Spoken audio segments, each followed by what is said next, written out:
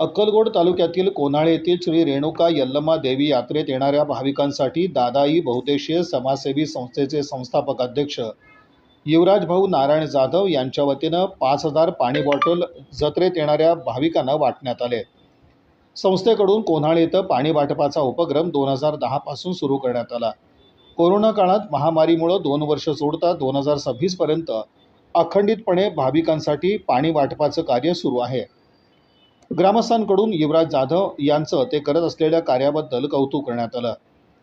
यावेळी कोन्हाळे ग्रामपंचायतीचे सरपंच सदानंद उन्नत, सदस्य मल्लीनाथ ढेबे, रमेश बनसोडे, श्रीशैल पाटील, आकाश हुडगी, केदार बिराजदार, सचिन बनसोडे, सचिन हसापुरे आदींची उपस्थिती होती।